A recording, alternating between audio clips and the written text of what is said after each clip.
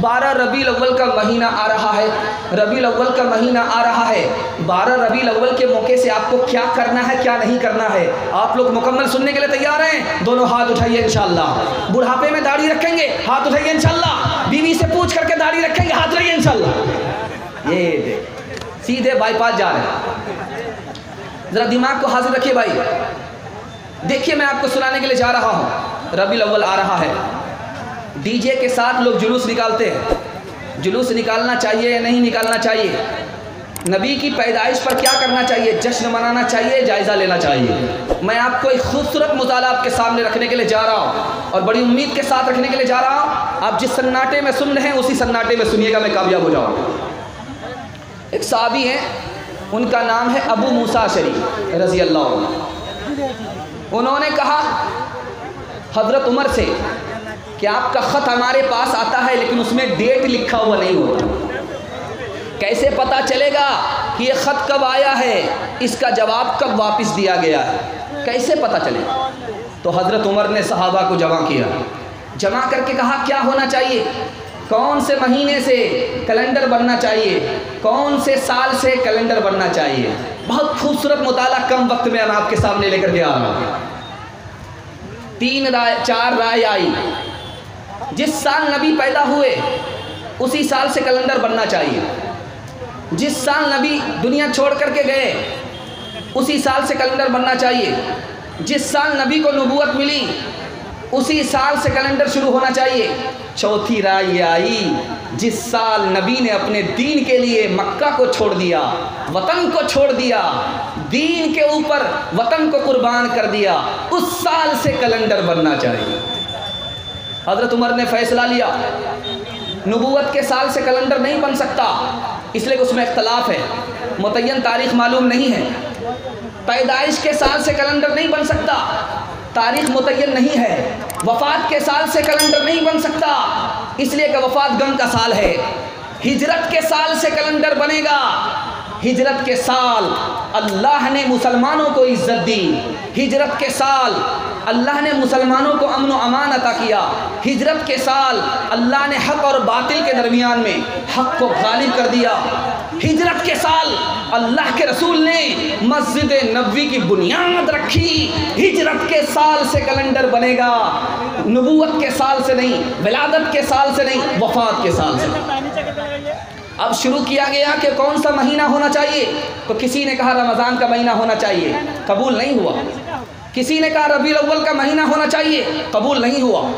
کسی نے کہا رجب کا مہینہ ہونا چاہیے، قبول نہیں ہوا۔ قبول کون سے مہینے میں ہوا؟ آپ کو سن کر کے تعجب ہوگا، کیلنڈر مسلمانوں کا بن رہا ہے اور مہینہ کون سا قبول ہو رہا ہے؟ محرم کا مہینہ قبول ہو رہا ہے۔ حاجی جب گھر واپس آتے ہیں تو محرم کا مہینہ ہوتا ہے، اور ہجرت جس مہینے سے شروع ہوئی ہے وہ محرم کا مہینہ ہے۔ انشاءاللہ جب 12 ربیع الاول آ جائے تو ہم جائزہ لیں گے، جشن نہیں منائیں گے۔ ہاتھ اٹھائیے انشاءاللہ، جائزہ لیں گے۔ بالکل صحیح جا رہا ہے، بالکل صحیح جا رہا ہے، گھبرانے کی کوئی بات نہیں۔ لوگ گھبرا گئے ہیں کہ بار بار ہاتھ اٹھا کر کے فضیلت ہو رہی ہے۔ جشن نہیں منائیں گے، جائزہ لیں گے انشاءاللہ۔ انشاءاللہ جائزہ لینا ہے کہ نبی کا دین ہماری زندگی میں کتنا ہے، کتنا داخل ہے، کتنا باہر ہے۔ جب تکیہ پر سر ہو تو یہ سوچنا ہے کہ نبی کا دین ہمارے اندر داخل ہے یا نکل گیا۔ یہ اگر جشن کی جگہ جائزہ ہوگا تو انشاءاللہ یہ سال تو ہمارا خراب گیا، آنے والا سال ضرور اچھا جائے گا۔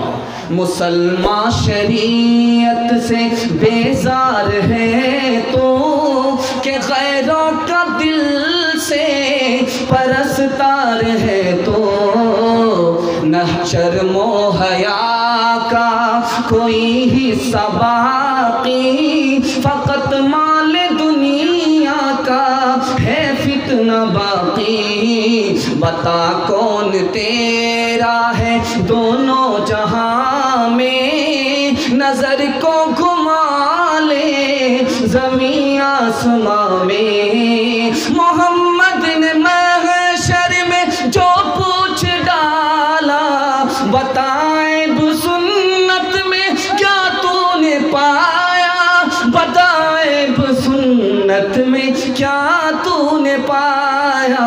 تماشائی مت خبردار ہو جا، ابھی وقت فرصت ہے، بیدار ہو جا۔ بہت اچھا، آپ کی خدمت میں ایک پیغام آیا، اس حوصلے کے ساتھ میں نے آپ کو پیغام دیا کہ 12 ربیع الاول کا مہینہ جب آئے تو جشن نہیں منانا ہے، ڈی جے لے کر کے سڑک پر نہیں آنا ہے، ڈھول نہیں بجانا ہے، کیک نہیں کاٹنا ہے، اور برتھ ڈے نبی کا نہیں منانا ہے، بلکہ تکیہ پر سر رکھ کر کے جائزہ لینا ہے کہ نبی کی سنت کو زندہ کرنا ہے، نبی کی سنت پر جینا ہے، نبی کی سنت پر مرنا ہے۔ دوسرا بہت خوبصورت پیغام آپ کی خدمت پہ لے کر کے آ رہا ہوں، آپ لوگ سننے کے لیے تیار ہیں؟ دونوں ہاتھ اٹھائیے انشاءاللہ۔ بہت خوبصورت مطالعہ آپ کی خدمت پہ لے کر کے آ رہا ہوں، دھیان سے سنیے گا۔ ارے بھائی چینل والے، جس کی سیٹنگ ہو گئی ہے چھوڑ دیجئے، جس کی سیٹنگ نہیں ہو چھوڑ دیجئے۔ آپ لوگ تھوڑا سا جلسہ والے کو جلسہ سننے دیجئے، دھیان دیجئے گا، دھیان دیجئے گا، ذرا دھیان دیجئے گا، دھیان دیجئے گا۔ آپ لوگوں کے اختلاف سے توجہ ہٹ جائے گی، بڑھ جائے گی، مجمع بڑی مشکل سے جٹا ہے، ذرا دھیان دیجئے گا۔ آپ کی خدمت میں خوبصورت مطالعہ لے کر کے آ رہا ہوں، یہ قبرستان کا جلسہ ہے، 2 پیغام میں آپ کو دینے کے لیے جا رہا ہوں، یہ قبرستان کا جلسہ ہے، میں آپ کو 2 پیغام دینے کے لیے جا رہا ہوں۔ ہم اپنے مردے کو دفن کیوں کرتے ہیں، جلاتے کیوں نہیں ہیں، یہ راز میں آپ کو بتانے کے لیے جا رہا ہوں۔ ہاں تھوڑا اطمینان، تھوڑا اطمینان، ہاں بھائی تھوڑا دھیان دیجئے گا۔ ہم اپنے مردے کو جلاتے نہیں ہیں بلکہ دفن کرتے ہیں، یہ میرا پہلا پیغام ہے۔ اور دوسرا پیغام ہے قبرستان کا ادب کیسے کریں گے، قبرستان کا ادب کیا ہے، قبرستان کا ادب کیسے کریں گے، یہ میرا دوسرا پیغام ہے۔ دھیان سے سنیے گا۔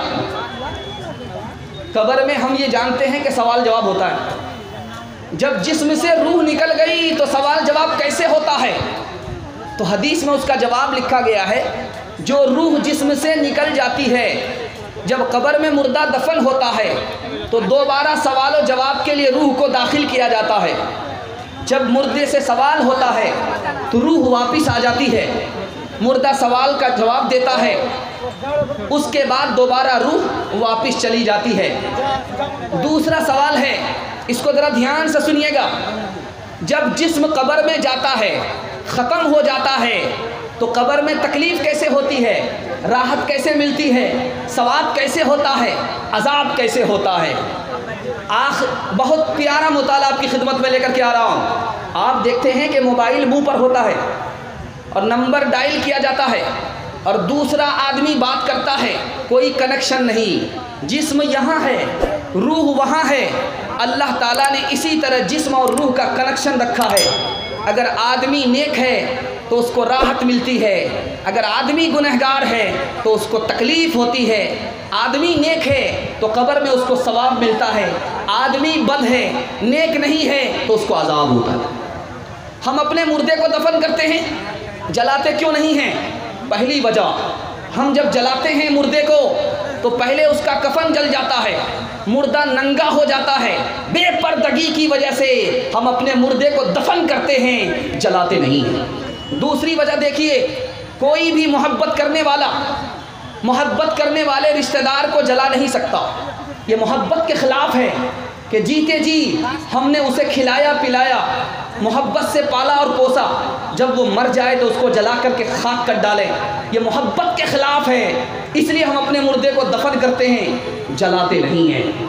تیسری وجہ یہ ہے، جب آدمی اپنے گھر چھوڑ کر کے باہر جاتا ہے تو اپنے بچے کو اپنی بچے کی ماں کے حوالے کرتا ہے، آگ کے حوالے نہیں کرتا۔ جب یہ روح جا رہی ہے تو یہ جسم، اس کو مٹی کے حوالے کیا جاتا ہے، مٹی سے یہ جسم بنا ہے، مٹی کے حوالے کیا جاتا ہے، اس لیے ہم اپنے مردے کو جلاتے نہیں ہیں، دفن کرتے۔ بہت پیارا مطالعہ آپ کی خدمت میں لے کر کے آ رہا ہوں۔ جب آدمی دفن ہوتا ہے قبر میں تو اس کا ایک ایک عضو اپنی جگہ پکڑ لیتا ہے، اور جب جلایا جاتا ہے تو بدبو پھیلتی ہے، زمین خراب ہوتی ہے، مٹی خراب ہوتی ہے، اور آدمی کے ساتھ ظلم ہوتا ہے، اس لیے مسلمان اپنے مردے کو دفن کرتا ہے، جلاتا نہیں ہے۔ چوتھا ایک خوبصورت نمونہ آپ کی خدمت میں لا رہا ہوں۔ جب ہمارا مردہ تیار ہو جاتا ہے، تابوت میں ہوتا ہے، تو ہم بغیر نماز جنازہ پڑھے ہوئے اپنے مردے کو دفن نہیں کرتے ہیں۔ راز کیا ہے؟ میں آپ کو راز بتانے کے لیے جا رہا ہوں۔ اللہ کے رسول نے فرمایا 40 آدمی، 40 مسلمان اگر کسی جنازے کی نماز پڑھ دے، کسی مرنے والے کی نماز جنازہ پڑھ دے اور اس کے حق میں سفارش کر دے تو اللہ تعالیٰ اسے معاف کر دیتا ہے، اس کی مغفرت فرما دیتا ہے۔ دنیا میں بھی آپ نے دیکھا ایک بڑا سے بڑا گنہگار ہے، 40-50 آدمی اس کی سفارش حاکم کے سامنے کر دے، اس کی معافی ہو جاتی ہے۔ یہی ہے نماز جنازہ کا راز۔ یہ 40 آدمی، یہ اتنا بڑا مجمع مل کر کے اس کی سفارش اللہ کے یہاں کر رہا ہے، اللہ کو معاف نہ کرتے ہوئے شرم آتی ہے، اللہ معاف کر دیتا ہے۔ یہ ہے جنازے کا راز۔ آخری بات میں آپ کو سنانے کے لیے جا رہا ہوں۔ مرنے والا مر گیا، اس کے لیے دعا کی جا رہی ہے، دعا کا فائدہ ہوگا۔ مرنے والا مر گیا، اس کے لیے صدقہ خیرات کی جاتی ہے، ثواب ہوگا، نفع ہوگا۔ میں آپ کو راز کی بات بتا رہا ہوں۔